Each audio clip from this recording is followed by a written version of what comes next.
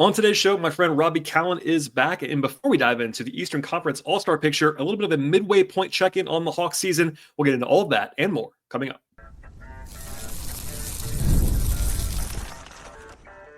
You are Locked On Hawks, your daily Atlanta Hawks podcast. Part of the Locked On Podcast Network. Your team every day.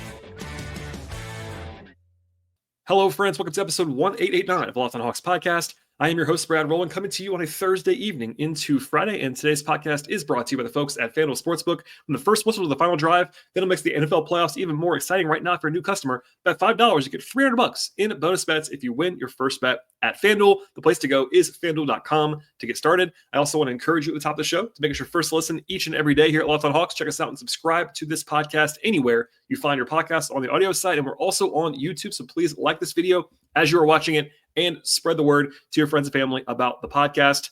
And we'll dive in now because the Hawks, basically just to take you behind the curtain a little bit, when I laid out the rough schedule for the podcast, this should have been the exact midway point for the Hawks this season after 41 games. Instead, it's a little bit of a mini check-in after 40 games because the Hawks had that game postponed last weekend against the Houston Rockets, which I shall come back to in just one second. But it's also a holiday weekend coming up with MLK Day. And I have a two-part conversation basically with my friend Robby Kalland that I will sprinkle in across the next two episodes. A lot of this show will be Robby and I talking about the Eastern Conference All-Star picture, which of course includes Trae Young and Jalen Johnson. And then I have some kind of challenging logistics, I'll say, on Saturday. So I have some, the second part of the episode will actually be about the West on Saturday that I will post along with my thoughts on Hawks Celtics on Saturday night. So stay tuned for that as well.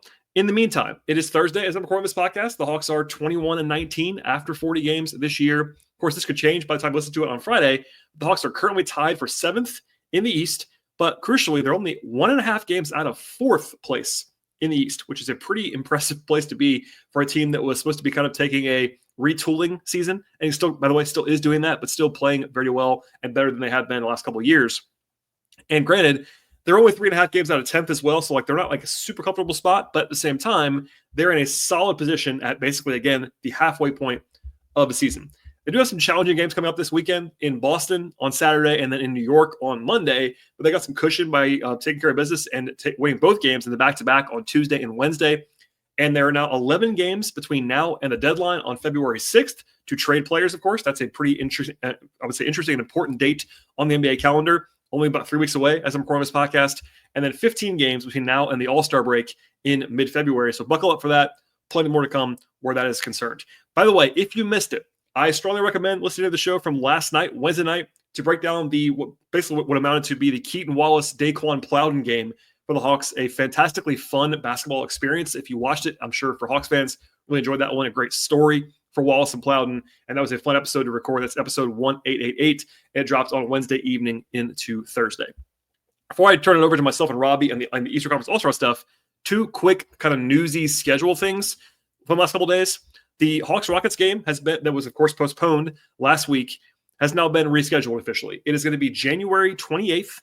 That's the new date. It's a 7:30 game Eastern time tip-off in Atlanta. It's now a back-to-back with travel for the Hawks, but it's also a back-to-back with travel for the Rockets as well. Atlanta's in Minnesota on Monday that week, and the Rockets are in Boston. So it's still a tough spot for Atlanta. Houston's very good this season, very good defensive team in particular, but it's actually still a better basketball situation than it would have been if that actually had been played originally. The Hawks had a pretty tough schedule spot in that game. So this one's tough too. That game will certainly be a challenge for Atlanta, but it'll be back at home on Tuesday, January 28th.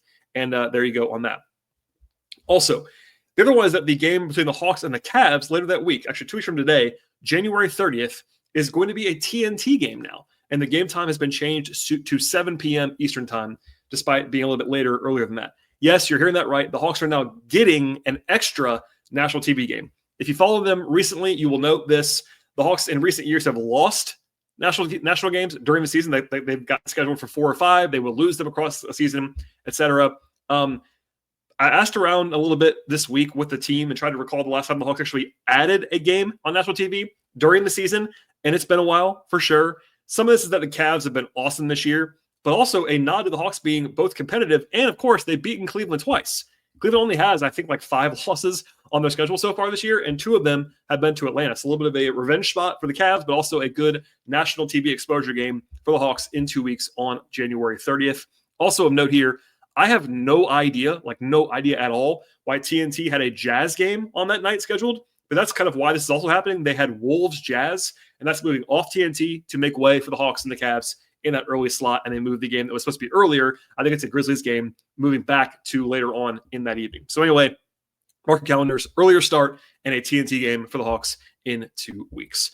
All right, again, I will plug one more time the shows from earlier this week. I had Brian Schroeder on the podcast for a 2-part episode about the NBA draft that dropped on Sunday into Monday, and then I had the 2 game breakdowns of the sweep of the back-to-back for Atlanta. By the way, as I'm recording this podcast, still, because the Hawks don't play until Saturday, no firm update on the injury stuff for Jalen, for Trae, for DeAndre Hunter. It's all a guess at this very moment. The Hawks did return to Atlanta, actually, in between the games because they had 2 days off. Sometimes they'll just go straight to the opponent's city, but they actually came home from Chicago, and they will go to Boston on Friday after practicing in Atlanta. So stay tuned for that as well, maybe some more updates. But the next formal injury report is not due until Friday evening, so stay tuned for that. If you want real-time updates, you can also follow me and my work on social media. It's at BT Rowland on Twitter/X. The show is at Locked on Hawks. I am also at BT Rowland on Blue Sky. If you want to follow my more real-time and also writing work about the Hawks, it's at patreon.com/BT Rowland. All right, everybody, without any further delay, let's dive in right now to myself and Robby Kalland talking about the Eastern Conference All-Star picture. I'm joined once again by my friend Robby Kalland. Robby, welcome back to the podcast. Pleasure to be here.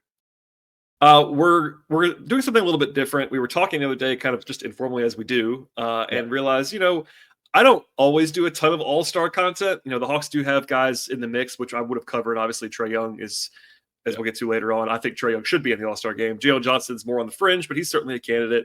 But we were like, let's just talk about the all-stars. It's kind of a bonus-y episode, maybe split into 2 episodes. We'll get into that later on. But as we're recording this, it is Thursday as we're talking, so if numbers change a little bit, you'll know why, as people are post this on Friday, Saturday, etc. But you want to just dive in? I mean, it's the Eastern Conference is probably more interesting for us and our purposes, but the West will be coming up later on, and the Sickos might enjoy that too. So, look, it's always interesting to note the dynamics here. This coming week is when they announce all-star starters, which is that formula of fan voting's 50%, but not 100% like it used to be. So like LaMelo Ball is the one this year where it's like he's going to win fan voting, but he may not start because he may not get enough votes. Team. Yeah, that could happen. Crazy. It's a legit chance that and then we're going to get a whole round of discourse about what the certainly. And there's always this, there was this famously for Hawks fan, there was the Zaza thing when he was in Golden State. There's been Andrew Wiggins starting the All-Star game when he probably shouldn't, even though he's a good player. Yeah. There's always some fan voting shenanigans, but it's also the backcourt, frontcourt thing, right? So it's not positionless, but it's not as firm as it used to be. It's backcourt, frontcourt. Yeah. In the East, it's really interesting, as we'll get into, because there are a lot more backcourt contenders than frontcourt contenders, but you have to take more frontcourt guys than backcourt guys. Into the guaranteed spots. Yeah, it's 6 guaranteed for frontcourt. It's 4 guaranteed for backcourt. That's your 2 wild cards. I think we both are on the side that it's going to be 6 and 6 in the East this year.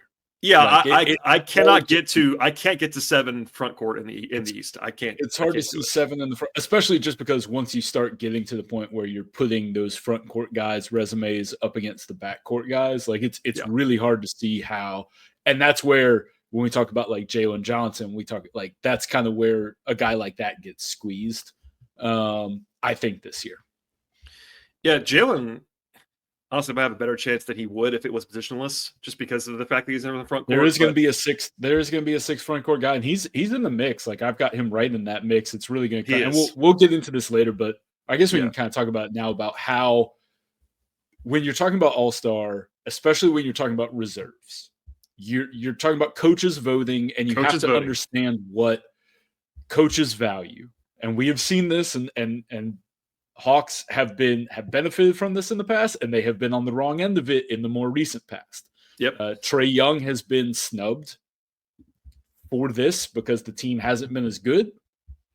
They value winning, and famously in 2015, the Hawks got 4 All-Stars because the team was head and shoulders above the rest of the league. This year, Cavs fans don't like to hear it, but that team is the Cleveland Cavaliers in the East, where there is clearly a separation, a somewhat surprising one.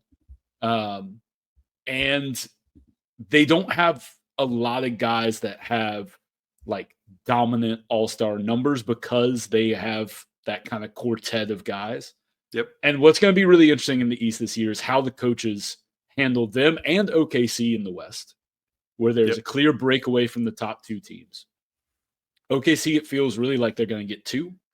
But Cleveland has 3-4 guys that are going to be in the mix. It's going to be really interesting to see how the coaches handle that, because it's like there is a lot of competition for those spots. But as we know, they do tend to reward the teams that are at the top of the standings. They absolutely do, and that's a key point. Like, this is the reserves are coaches, and it's just coaches, and we never get the voting breakdown either. It's just like we only know who gets in and who doesn't. It's kind of where we are. Yeah. The only thing that we can kind of glean is that usually Commissioner Adam Silver tends to, because he knows the voting breakdown, tends to lean towards whoever's like next in the voting. At least that's what they say. With Robinhood Gold, you can now enjoy the VIP treatment, receiving a 3% IRA match on retirement contributions. The privileges of the very privilege are no longer exclusive. With Robinhood Gold, your annual IRA contributions are boosted by 3%, plus you get 4% APY on your cash and non-retirement accounts. That is over 8 times the national savings average. The perks of the high net worth are now available for any net worth. The new gold standard is here with Robinhood Gold. To receive your 3% boost on our annual IRA contributions, sign up at robinhood.com/gold. Investing involves risk. 3% match requires Robinhood Gold at $5 per month for 1 year for the first match. Must keep funds in IRA for 5 years. Go to robinhood.com/boost. Over 8 times the national average savings account interest rate claim is based on data from the FDIC as of November 18th, 2024. Robinhood Financial LLC, member SIPC. Gold membership is offered by Robinhood Gold LLC. But let's just go through the front court first, actually, because front court in the East, there are some total locks. Like Giannis, obviously a lock. Jason Tatum is a lock. Towns. I think Karl-Anthony Towns is pretty much a lock this year. I think those three are so head and shoulders above the rest start in fan voting that they're just going to be the starters. And I don't think there's really. Yeah. No, I mean, he's been fantastic in New York. The other two were like obviously just mortal locks. I think Towns may not seem like that if you're not following this stuff closely, but he should be there. He's very deserving. I think because of part of what you said, because he's been awesome, I think Evan Mobley is pretty much a lock and should be. I would agree. He's had a great season. I mean, defensively, he's like 18 or 19 and 9 with like he doesn't have the monster counting stats, but his defense is so good and his efficiency is way up. Right. So he should be there. That's not really controversial to me. The problem is that's kind of it for me. Like, I do think that Jaylen Brown is probably going to make the All-Star team. Respect that. As the fifth guy. Yeah. Finals MVP, multi-year guy. Like, I am always a little bit lower on Jaylen Brown than most people are, but he's obviously very good and he's on a very good team. He has the scoring numbers. I will be surprised if he doesn't make it, given the candidates. He's the fifth guy, and I think we agree like he's probably going to get there. Yeah. Then there's the sixth guy. And yes, just to say this out loud, part of this is because of guys that are either not healthy or not playing well. Like, you got Embiid, who's always there. He's not played enough. He's not very good when he's played. You got Paolo and Franz, who haven't played enough. Yep. You got Jimmy Butler and Paul George, who have not played well, and all the other stuff with Jimmy, etc. You got Bam Adebayo's having a brutal season. He's often there. Terrible. He's been not good. Yep. People are going to say Scotty Barnes. Toronto's terrible, and he's been like okay, but not anything great. He shouldn't be in the mix for me. Yeah. I think we agree on this, having talked about it, but I think for me there are 3 candidates for that last 6 spot. It is in some order. Just to say the Hawks guy first, Jalen Johnson. Yep. Jared Allen as the 4th Cleveland guy. Yep. And then Pascal Siakam, maybe. He's got pretty good numbers. Pacers are making a run right now, so I think that helps his case in terms and also he's a 2-time All-Star, which it shouldn't matter, but usually history does sometimes come into play. Like, it's harder to make your first one than it is to make your third one. I do think Franz still has a shot.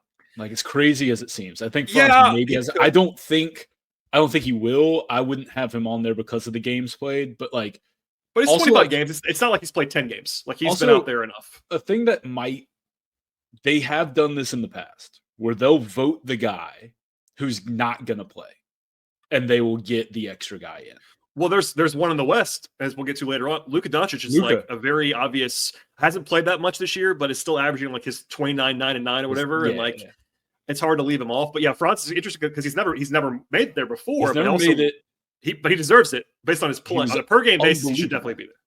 He was unbelievable when he was healthy. So like, I wouldn't be surprised if they go Franz as the sixth guy. It'd be reasonable. And then, because we've seen that in the we've seen it like a couple years ago in the West. There were like 2 or 3 injury reserves that came in. They kind of do that as a way to be like, you know, we only have 24 all-star spots now. To have more all-stars. But like we kind of know at this point, like it's kind of funny the all-star game rosters haven't expanded in like 30 years. Despite the fact that the league's expanded and rosters themselves have expanded. Like you could, and like it's fine, but I could easily see them going to 14 at some point, at least 13. But they kind of do it themselves with the injury stuff at this point. And like you said, Adam Silver tends to just go like, well, this was the next guy on the list. And I would be fascinated to see who that is between that 3 that we talked about, because Jalen's had a phenomenal year. All the advanced metrics love him.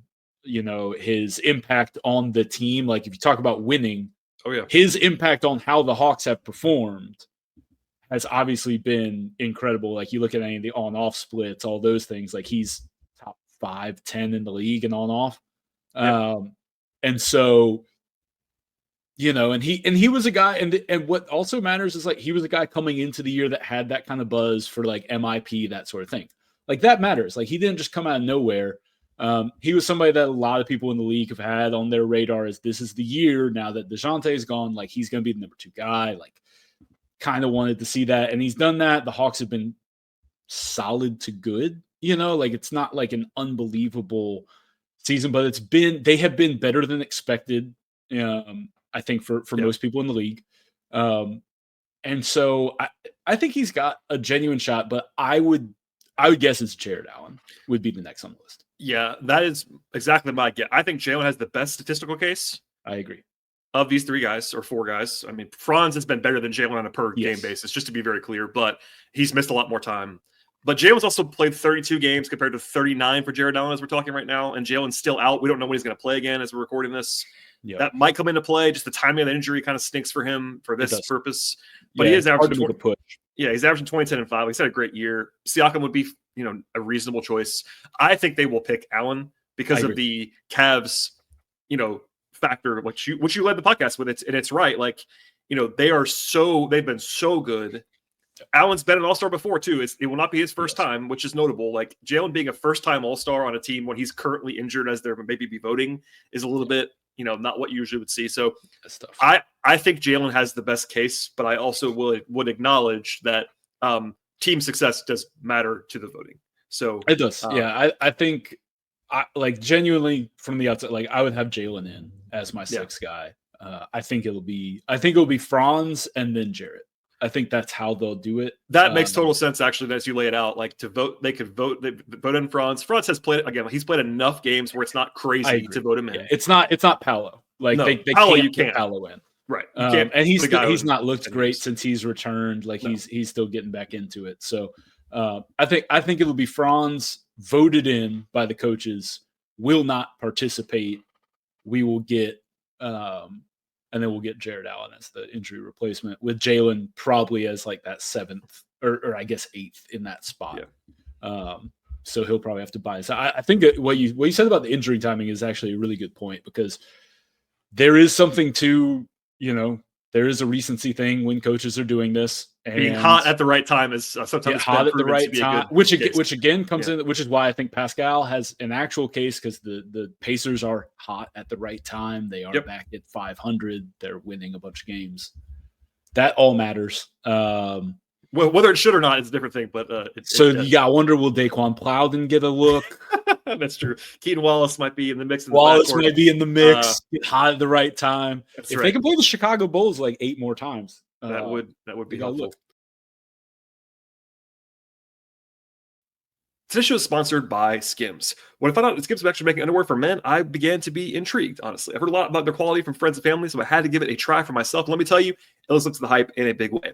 Many people have issues with their underwear, from fit to comfort, or just finding the right style for what they're actually looking for, and Skims changed all of that. Their men's line offers something for everyone, from boxer briefs to classic briefs, all designed with a perfect balance of comfort and style. For example, the Stretch 5-inch washer briefs have rave reviews across the board. They're perfect for an active lifestyle. They move with you. They never lose their shape and comfort, and they stay in place all day long. Whether working out or just running errands, they're the most comfortable and reliable underwear available anywhere across the board. Plus, the lightweight material feels amazing in any situation, and the place to go to shop is SKIMS Mens, and it's skims.com/LockedOnNBA, and of course at Skims stores. Also, let them know that we sent you to them.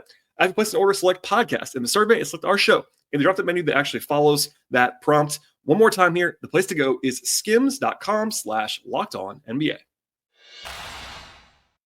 Today's show is brought to you by FanDuel Sportsbook, and from the first whistle to the final drive, FanDuel makes the NFL playoffs even more exciting. And right now, if you're a new customer, you can bet $5, you get $300 in bonus bets if your first bet wins. That's $300 to keep the action going right now. The FanDuel app is really easy to navigate, and a variety of bets keeps every single game exciting. Plus, when you win, you get paid instantly with no waiting around for your winnings. Whether you're betting on your favorite team or just looking to add some extra excitement to the playoffs, FanDuel has you covered across the board. They have also looking forward across the sports betting space, from over-unders to point spreads, money lines, player props, future bets, significant parlays, live betting, and so much more. The FanDuel app is really safe and secure as well to cover the entire range of sports. That includes the NBA and, of course, the NFL playoffs, plus college football, MLB, WNBA, hockey, golf, tennis, soccer, auto racing, boxing, MMA, and so much more. And the place to go is FanDuel.com to join up today and get started with $300 in bonus bets. One more time, that is FanDuel.com. Make this playoff season unforgettable with FanDuel, an official sportsbook partner of the NFL. All right, let's go to the guards. This is a free-for-all, man. This is we teed it up earlier, but you got to take at least 4. But we think there's going to be 6, and I think there should be 6, which is the max you can take. You can only take 6. It's four guards and then 2 wild cards, which should be guards. We think this year there are, in my view, based on reality, there are 2 like total locks, and it's Donovan Mitchell and Jalen Brunson. Yes. Whether Brunson should be a lock or not, up for debate. I think he will make it and should make it, to be fair. So he's been really good team. Donovan is going to get a lot of credit, rightly so, for how good Cleveland's been. They'll be there. I think there are 2 more guys who I would pretty clearly put in. Okay. One of them is Trae. Mm-hmm. And I say that not from a homer perspective, like it is what it is. I think Trae has earned it. He's the engine of a good team, leading the league in assists. Yeah. I think he should be a 5-time All-Star. You alluded to it earlier, like he's been left off twice, and it shouldn't have happened either time, probably. But I think because they are winning, because more than expected, and the assist total is just what it like. Hopefully that will be enough to. If he doesn't get it, I'll be very frustrated. I think he should definitely be there. I agree. The fourth one is, I think, Cade Cunningham. 100%. Which is not what I would have maybe said a month ago, but the way the Pistons have played. They're above 500, which is crazy for the Pistons. And he's been so good all year long. Like how he's played, like he's been an all-star caliber player, and he has the narrative thing. So like, even if he didn't, for me, he wouldn't need the full-blown narrative bump to make it, but the narrative bump will be there for him. I think he should be there. Just to give his stats quickly, I think he's like up to 25, 9, and 6.5 rebounds. Like that's a great stat profile for anybody. And he's been, I think he's shooting like 38. He's been quite efficient. Yeah. 38 from 3. I think his true shooting's up to like above league average now, which is nothing for a guy who has huge usage on a, decent enough team. So I mean, again, 6 weeks ago, I don't think Cade would have been a consensus all-star, but he's earned it, I think. So no objections there. All right. That's 4. We mentioned LaMelo Ball earlier. LaMelo Ball leads in fan voting. He does. And by the way, he's averaging 30 points and 7 assists a game. Like he's putting up great, massive numbers. Well, I'll ask you this. Great production. 22 games. Take away the fan voting. I was going to ask you this. Like, take away any of the fan voting stuff, which does maybe matter. Yep. Would you put LaMelo Ball on? He's played 26 games, which is not 26 disqualifying, but that's like I think it's one more. I think it's like one more game than Franz. Yeah. Sorry, then Franz. So he has the stats, he has the fan voting. Charlotte is awful, and he doesn't, and he actually doesn't really, I will say on the on-off number thing, he makes them decent on offense, but not great. They are horrific without him, which does matter. But man, it's a weird case, and he's not respected in every. It's funny. I'm thinking about Tim McMahon, who like just kills them all the time on the Hoop Collective podcast. Yeah. As we're talking right now, but also players tend to like LaMelo, I think, more than media day like LaMelo. I'm gonna be fascinated by the voting. I mean, because I think I agree. I think Donovan and Jalen are going to be 1 and 2 on both player voting and media voting. Yep. But can LaMelo get enough votes? Because the thing is, if he's number 1 in fan voting, if he actually has a chance. I was actually trying to math this out last night. Yeah. And I was like, if he's 1 in fan and he's like 4 or 5 in player and he's 7 or 8 in media, which is where I think he's going to be. That sounds right to me. Yeah. I think he's going to be in those range. Like, it's really close because Donovan and Jalen, or at least Donovan's going to make it for sure because he's second. I think he'll be. He'll be second fan voting and probably first in the other ones. Who is currently third in fan voting? I don't know if it's Jalen. Let me look. He was up there. It's Dame. So that throws a wrench in it because if Dame is third and Jalen might not be a starter, and so if Jalen ends up fourth in fan, I don't know if because he's going to be second behind Donovan. Right. That puts his average at 3. And LaMelo will be 1. Yeah, so it will be close. LaMelo, it's going to be super close. And here's the thing, if LaMelo gets a starting spot, that's a squeeze. It bumps somebody else. Because he's not a lock. I was going to say, so I'll ask you, like, okay, if he was not eligible to start, let's just say, for whatever reason, sure, would he make your top 6 Eastern Conference guards? Is the question. So I'll just throw the names out there. We'll get into the cases. So Donovan, Jalen, Trae, Cade. That's 4. Yeah. LaMelo would be a 5th option, but you have Darius Garland, who has the Cavs factor. You have Damian Lillard, who was the obviously a perennial all-star in a lot of ways. I don't think Derek White's going to make it because the Celtics have kind of fallen off and he doesn't have the stats. Halliburton's had a bad year. He's been better lately, but that's a weird. But he's on the list. Tyrese Maxey's had a bad team season. He hasn't been that good for him, but he's been still putting up numbers. Tyler Hero has been good. Been really good. I will say mea culpa on Tyler Hero. He's been very good this season. Great. He's been the guy that he always was said to be before the season. He's actually been that good now. Yeah. And then maybe Zach LaVine. I was gonna say he's the last one I would say is Zach LaVine. But like Zach LaVine shooting 51, 45, 81 splits. Like I looked at I was like, what? I mean, if they were better, he'd have a better chance. It's kind of I don't think he can make it. But I also think that Hero's it's not Hero's fault, but I think Miami being like pretty mid is probably got to keep him off if I had to guess. I think if it were just me, I probably don't have LaMelo. I think I might go Hero and Garland as my 5th and 6th. Like Garland then Hero as my 5th and 6th, just because like Hero's been unbelievable. Like he really hasn't. He's the reason Miami's not in like a 5th, like in the Bulls territory right now. Because like Bam's been largely true offensively. I think there's something in my head. There's something in my head that just says like he's not as good as Damian Lillard. You know what I mean? Like I understand that. And like Dame is right there. Like he's had a really good season too. But like if LaMelo had played 30 games, this isn't a question. 32 games, this isn't a question. I don't think. I actually did not realize how efficient Dame has been until I looked at this for this exercise. Yeah, he's been really solid. Dame has 62% true shooting right now. Yeah, he's been which is like really quite good. And I've been lower on Dame the last couple of years. Like he's not what he used to be. I still believe that as we're talking. But yeah, man. I mean, and then you got Garland. Like I don't think Garland's been crazy good. Yeah, I don't think he's as good in a vacuum as some of these guys. But like he's having a great season, and Cleveland again is like 105. So. That all matters. So I don't have a great answer for you, honestly. I think I don't. I really don't envy. Like I'm glad that this is not. I'm glad I am not part of the media contingent. I have a prediction. I have a prediction for you though. Please. I think coaches were going to vote for Damian Lillard. I think Damian Lillard is going to make the All-Star team. Well respected. Yeah. Very well respected. Obviously, he's been I think he's looking at this up now, he's an 8-time All-Star. Yeah. He's perennial dude. I will be a little bit surprised if Dame does not get voted in. Whether that's right or not. And by the way, that's reasonable. I think Dame has a very reasonable case to make it. He does.